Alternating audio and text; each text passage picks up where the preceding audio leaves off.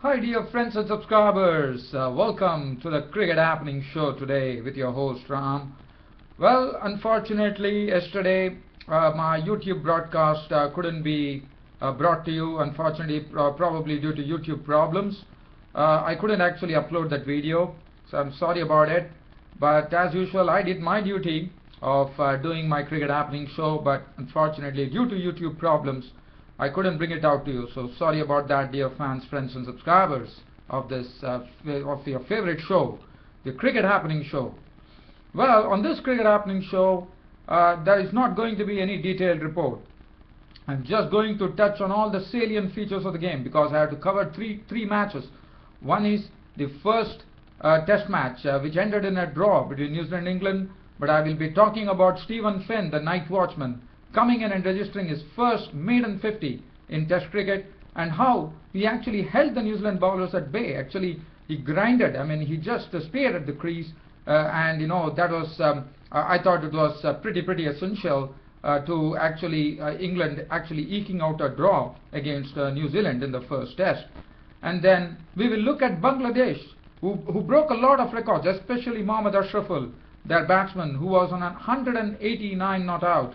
And I'll be talking about some records which tumbled yesterday, with Bangladesh putting up a very firm reply to Sri Lanka's 570 for 4 decline. In fact, they closed at 438 for 4 with a 261 run record unbeaten partnership going on between the captain Mushfiqur Rahim not out on 152 and Mohammad Ashraful not out on 189 runs, becoming in fact beating his own highest score by a Bangladesh batsman in Test history, which was 158, which was made by Mohammad Ashraful himself, which was made against India in Chittagong.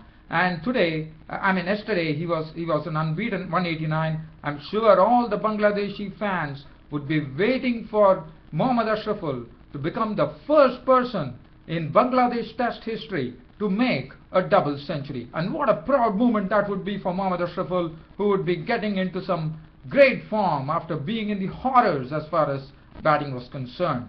And then we will look at one match which happened today, and that was the first one-day international of the series between South Africa and Pakistan, which ended in a very easy victory for South Africa, as South Africa made 315, and in reply the Pakistani batsmen were all out for 190. So I'll be talking about that. And the feature of that was Colin Ingram's making a very slow century, but a very matured knock under that aspect, I would say. Well, so first I'm going to begin with the record-breaking Bangladesh. Now, as you know, Bangladesh resuming the overnight score at 135 for 2. They had two batsmen in the middle. Mohammad Ashraful had done all the hard work on the second day, and can you imagine this? 65 not out Mohammad Ashraful on day 2. On day 3, Mohammad Ashraful not out 189 runs, 20 fours and 1 6, and keeping him company, Mushfiqur Rahim, the captain. As far as Bangladesh were concerned, they started off with Mohammad Ashraful and Anamul Haq. It was Mominul Haq who was on 35. Mominul Haq meant business right from the time he came to the crease. What was very good about Mominul Haq's innings was there was a lot of confidence in his stroke play. He was standing just outside the crease to really not allow the batsman to really swing the ball. It was a very good ploy which actually helped him pretty well, in fact, and he put 2 or 3 balls through the offside for boundaries, and he made his maiden 50 in Test cricket. And what a debut for him! On his Test debut, Mominul Haq making 55 runs of 83 balls with 9 fours. So the first wicket to go was Mominul Haq, as Kulashekara picked up his wicket. Scott Matthews bowled Kulashekara for 55. And after that, it was Mahmudullah. Now this was one thing that Bangladesh would be very unhappy about. Mahmudullah, in fact, the partnership between Mohammad Ashraful and Mominul Haq was 105 runs when Mominul Haq departed. But Mahmudullah played such a rank bad shot. I mean, if you look at the score, it was 170 for 3. You have a mountain to climb of 570. Why would anyone come down the wicket to Rangana Herath and try to smite him over the fence and that's what precisely Mahmudullah did. He paid the penalty, missed the line of the ball. Dinesh Chandimal behind the stumps whipped off the bails, and Mahmudullah was walking very, very sadly for a duck. And I would say he really disappointed all the Bangladesh fans there, and that was a sign of immaturity. Because one can understand, according to me, Mahmudullah played such a rank bad shot. Very lucky that Bangladesh, thanks to Mohammad Ashraful and Mushfiqur Rahim, who went on to put up a record partnership, he saved himself. Mahmudullah did an absolute blunder there, because if Mahmudullah would have been there, probably things would have been much different. One probably would have thought that Mahmudullah could have contributed to this Bangladesh knock. Anyways, that Mahmudullah was gone, and that was the only success that Sri Lanka had the whole day on the third day. After that, it was a Mohammad Ashraful and Mushfiqur Rahim show, which carried on till the end. In fact, the Sri Lankan bowlers toiled hard. They couldn't even get one single wicket in the next two sessions, with Mohammad Ashraful playing some beautiful strokes. In fact, till he reached his 100, he was pretty sedate. But when Mushfiqur Rahim joined him, and when he reached his 100, one can see the joy on Mohammad Ashraful's face. He was roaring. He was just putting his hands up in the air and saying, probably proving a point to the critics. And why not? Mohammad Ashraful really made a statement. And what was good about this knock was that it was very well crafted. It was really built upon. A foundation was laid. He judged the wicket very well. Played some very good strokes, and especially through the offside. As you know, Mohammad Ashraful, when he actually strokes the ball stays set, and his cover driving was absolutely superb to watch. It was really flowing from the blade of Mohammad Ashraful. And at the other end, Mushfiqur Rahim, as you know, he likes to play his strokes. He was much aggressive than Mohammad Ashraful. He played his strokes. If you look at his knock, he had an unbeaten 152 to his name, with 18 fours and 1 6. And Mohammad Ashraful was not out, and Bangladesh in this particular 438 for 4 that they put at close of play, lot of records tumbled. The first record to tumble was Mohammad Ashraful, as I said, beat his own previous highest test score by a Bangladesh batsman in test history to remain on an unbeaten 189 with 24s and 1 6. And Mohammad Ashraful, if he were to go tomorrow, today, if you could reach his double century, that will be the first ever double century made by a Bangladeshi test batsman in test history. And what a proud moment that is. And I would wish all the good luck to Mohammad Ashraful today to get on to that coveted mark. And Mushfiqur Rahim, let me tell you, he is such a person who really keeps the scoreboard busy. He likes to get along with the game, and well, he showed his range of strokes. If you look at his knock, 152 included 18 fours and 1 6. So he was not out on 152, and that is the highest score from Mushfiqur Rahim in his career too. And not only that, the another record that happened is that Mohammad Ashraful and Mushfiqur Rahim have added 261 runs, and the 261 run partnership has become the highest ever partnership made by Bangladesh for any wicket in test history. And what a proud partnership which is going on right now. Well, the bowling figures, I don't want to really get into any of these details. Kulashekara had 1 for 76. The wickets were shared by Kulashekara. 1 for 76, 1 for 80 for Shaminda Rangana took 1 for 103. Well, unfortunately, I've had to leave from this match because I have 3 matches to cover. So I'm moving on to the next match, which is the first test match between New Zealand and England, which ended in a draw. Now, as you know, the other day, Alistair Cook made a century. Nick Compton went on to make his maiden test century, 117. He was the first wicket to go yesterday. It was LBW bowled back then for 117. And as you know, England were 294 runs. They had already put up some runs. So basically, they had covered the lead, but they finished their second innings at 421 for 6.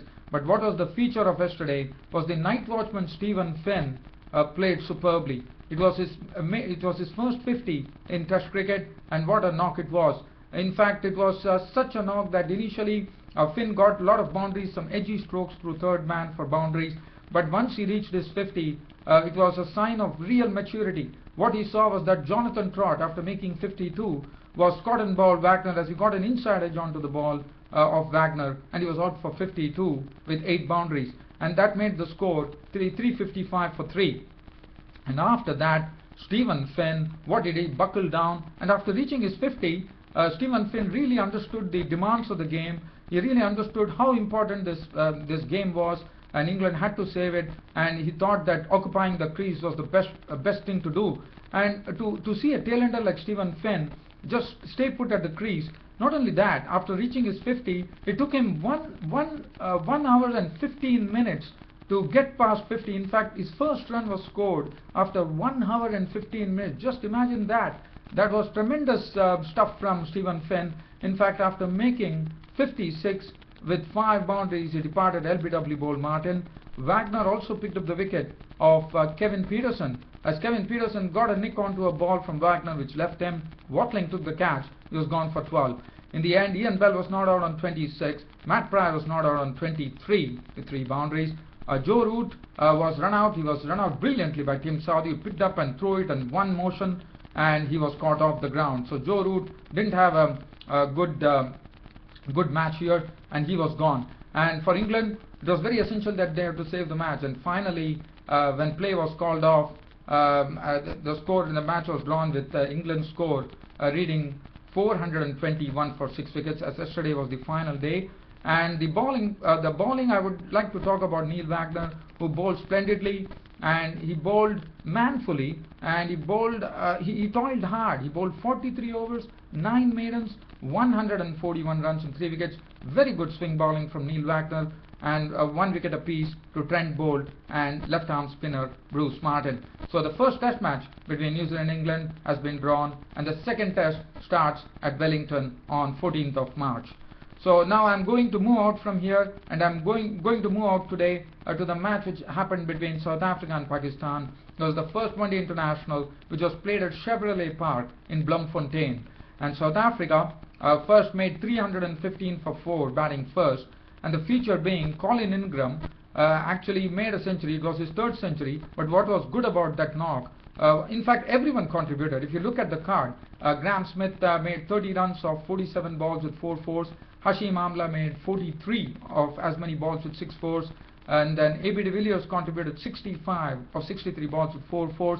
But Colin Ingram was the sort of a glue that they needed, and that came through Colin Ingram's knock. Of a very, if you see Colin Ingram, he likes to play his strokes, but this was a very matured knock, a measured knock from Colin Ingram, and he got 105 to his name, unbeaten runs of 104 balls, only 10 fours coming off that knock.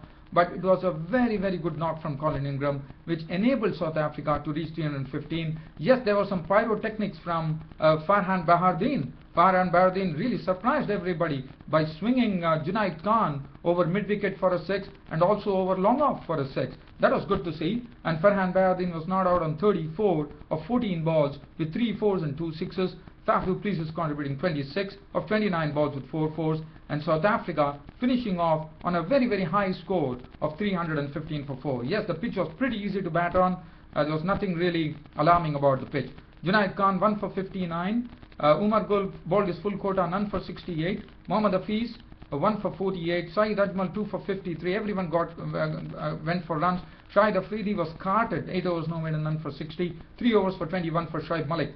As far as Pakistan were concerned, Pakistan, barring the opening partnership between Nasir Jamshed and Mohammad Hafiz, which really kept up to the run rate, there was not really much to talk about. Mohammad Hafiz was out for 25 of 38 balls with 3 fours. Nasir Jamshed was out for 25, 19 balls, 5 fours, very aggressive.